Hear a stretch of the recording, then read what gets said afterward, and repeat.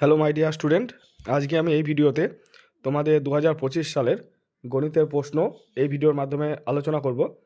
আর যারা সামনের বছর পরীক্ষা দেবে 2026 সালে মাধ্যমিক, তারা অবশ্যই কোয়েশ্চেনটা দেখে নাও। কোয়েশ্চেনের প্যাটার্ন তোমরা দেখতে পাবে। আর যারা কোয়েশ্চেন দেখতে চাও তাদের উদ্দেশ্যেও ভিডিওটা বানানো। আর যারা পরীক্ষা দিয়েছো তারা তো অবশ্যই জানো তোমাদের পরীক্ষা কেমন হয়েছে। আশা করছি প্রত্যেকের পরীক্ষা ভালো হয়েছে। তো একের দাগের দেখো, তোমাদের 6টি প্রশ্ন দেওয়া হবে, 6টি উত্তর করতে হবে। তো এগুলো খুবই সোজা। যদি কোনো অঙ্ক কারো বুঝতে অসুবিধা হয় তাহলে তারা অবশ্যই কমেন্টে জানিও। আমি সেই অঙ্কগুলো সলভ করে দেওয়ার চেষ্টা করব। তো আমি আস্তে আস্তে ভিডিওটা তুলছি, তোমরা একটু দেখে নিও, ভিডিওটা থামিয়ে দেখে নিও। তারপর 2-এর দাগের দেখো, 5টি করতে বলেছে, শূন্যস্থান পূরণ করো। প্রত্যেকটার জন্য 1 নম্বর করে আছে। রাশিবিজ্ঞান থেকে দেওয়া হয়েছে, তারপরে পরিমিতি থেকে দেওয়া হয়েছে, ত্রিকোণমিতি থেকে দেওয়া হয়েছে, জ্যামিতি থেকে দেওয়া হয়েছে, ঠিক আছে। তারপরে ত্রিকোণমিতি থেকে, তারপরে দেখো সরল সুদ কষা থেকে দেওয়া হয়েছে। এবার দেখো 3-এর দাগের সত্য মিথ্যা দেওয়া হয়েছে, সত্য মিথ্যা 5টি আছে। আশা করছি তোমরা 5টি করতে পেরেছ।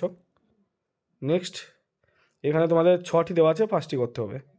নেক্সট 4-এর দাগের দেখো 2-2 করে আছে, টোটাল 10টি প্রশ্ন তোমাদের করতে হবে। এর জন্য 20 নম্বর আছে, ঠিক আছে। তো তোমরা প্রশ্নটা আশা করছি দেখতে পাচ্ছ।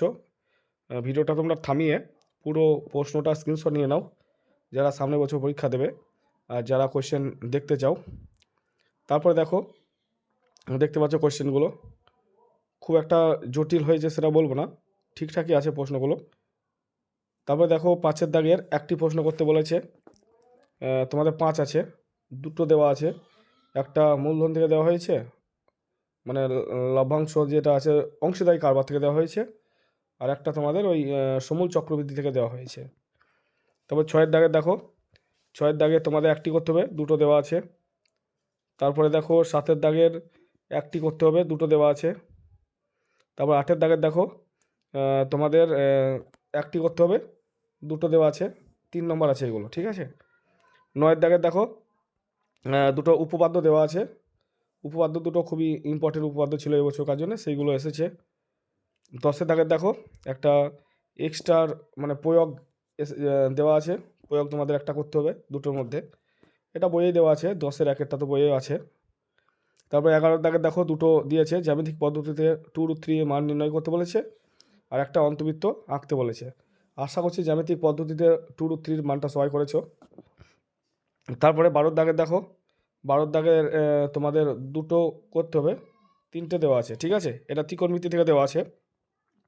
তার দাগের দেখো, হাইট অ্যান্ড ডিস্টেন্স যে অঙ্কগুলো আছে তোমাদের, সেগুলো থেকে দেওয়া আছে। তারপরে দেখো 14-এর দাগের এখানে পরিমিতি থেকে দেওয়া হয়েছে, 2টো করতে বলেছে, 3টে আছে, ঠিক আছে। তারপরে দেখো 15-এর দাগের এটা রাশিবিজ্ঞান থেকে দেওয়া হয়েছে, গড় বয়স নির্ণয় করতে বলেছে। যে কোনো পদ্ধতিতে তোমরা এটা নির্ণয় করতে পারো, কোনো বাধা ধরা নিয়ম নেই। তারপরে দেখো 2 নম্বরটা এক্স আর ওয়াইয়ের মানটা নির্ণয় করতে বলেছে। আর 3 নম্বর একটা ছক কাগজে ওঝাই অঙ্কন করতে বলেছে, ঠিক আছে। তো এই ছিল তোমাদের প্রশ্নপত্র। আশা করছি তোমাদের পরীক্ষা খুবই ভালো হয়েছে। আর যারা আগামী দিনে পরীক্ষা দেবে তারা কিন্তু কোয়েশ্চেনটা আশা করি ভালো করে দেখে নিয়েছো। ওকে, সবাই ভালো থেকো আর আগামী পরীক্ষাগুলো ভালো করে দিয়ে দিও।